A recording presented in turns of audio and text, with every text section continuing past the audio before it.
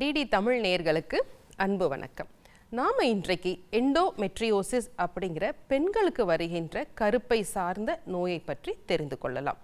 ஒவ்வொரு பெண்ணுக்கும் ஒவ்வொரு மாதமும் சீரான வலி இல்லாத மாதவிடாய் மற்றும் சீரான கருமுட்டை சுழற்சி எப்பொழுதும் தேவை.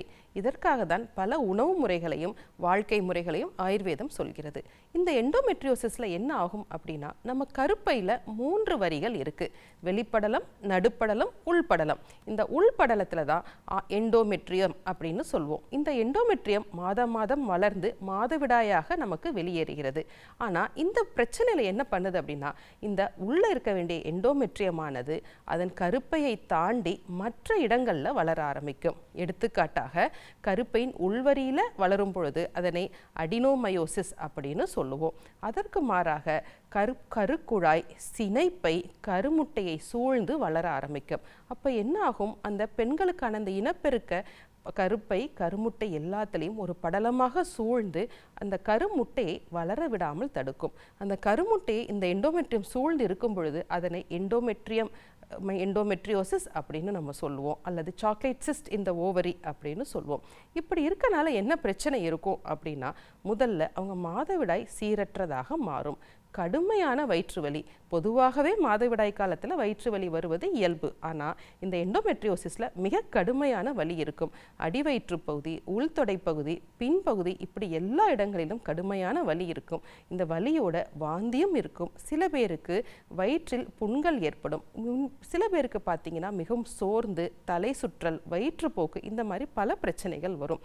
இந்த கருமுட்டையை சுழந்து இந்த எண்டோமெட்ரியம் வளர்வதனால அவர்களுக்கு கருமுட்டை சுழற்சி நின்று சில சமயங்களில் அவர்களுக்கு இன்ஃபர்டிலிட்டி அப்படிங்கிற சிக்கலும் வருவதற்கு வாய்ப்பு நிறைய இருக்கு. அப்போ இதை எப்படி அணுகணும் அப்படிங்கிறத நம்ம பார்க்கலாம். ஆங்கில மருத்துவத்தில் இதற்கு என்ன காரணம்னா, ஈஸ்ட்ரஜனுடைய அதிகப்படியான செயல்பாடு காரணம் அப்படின்னு சொல்றாங்க. இதை நம்ம ஆயுர்வேதத்தில் நம்ம பார்க்கலாம்.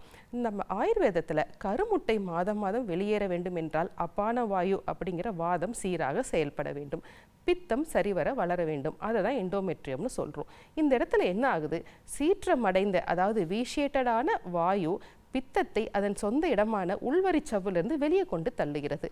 இப்படி தள்ளுறதுனால பித்தம் உள்ள இருக்க வேண்டிய பித்தம் வெளியே வளர்கிறது. அதை எப்படி நம்ம சரி செய்யலாம்? முதல்ல வாதத்தை நம்ம குறைக்கணும். வாதத்தை குறைக்கக்கூடிய, வாதத்தை கீழ் நோக்கி செலுத்தக்கூடிய மருந்துகளை நம்ம கொடுப்போம். எடுத்துக்காட்டாக சிறுவில்வாதி போன்ற கடுக்காய் கலந்த மருந்துகள், சுகுமாரம் போன்ற கஷாயங்கள், இதை முதல் நிலையில் கொடுப்போம். சப்போஸ் அவங்களுக்கு ப்ளீடிங் ரொம்ப அதிகமாக இருக்குது அப்படின்னா பித்தத்தின் தன்மை அவங்களுக்கு அதிகமாக இருக்குது. அப்போ கசப்பு சார்ந்த உணவுகளான மருந்துகளான படோல கடுரோகிணி கஷாயம் கொடுப்போம். கசப்பு சார்ந்த உணவுகளான கறிவேப்பிலை அதெல்லாம் நிறைய எடுத்துக்க சொல்வோம். சப்போஸ் கபம் அதிகமாக இருக்குது, அவர்களுக்கு கட்டி போன்ற வளர்ச்சி இருக்குது அப்படின்னா வருணாதி கஷாயம், காஞ்சனார குகுலு போன்ற மூலிகை கஷாயங்களை அவரவர் உடலுக்கு ஏற்றவாறு நம்ம பயன்படுத்துவோம்.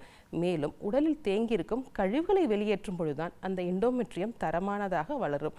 அப்போ வேதிக்கு கொடுத்தல் அப்படிங்கிற சிகிச்சையும் நம்ம செய்வோம். இப்படி படிப்படியாக செஞ்ச பிறகு அவங்களுடைய கருமுட்டை வளர்ச்சியை நம்ம சீராக்கணும். இதற்கு மூலிகையிலான மருத்துவ நெய்களையும் மருந்து நெய்களையும் நம்ம அதிகமாக கொடுப்போம்.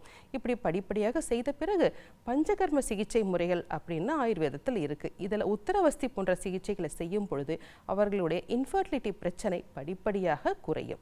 சரி, வாழ்க்கை முறையில் என்ன மாற்றம் ஏற்படுத்தணும் அப்படின்னா, இன்றைக்கு பெண்களுக்கான வாழ்க்கை முறை பல வகையில் மாறிடுச்சு. அவர்கள் உடம்பு அதிக உஷ்ணத்தன்மையை அடைகிறது.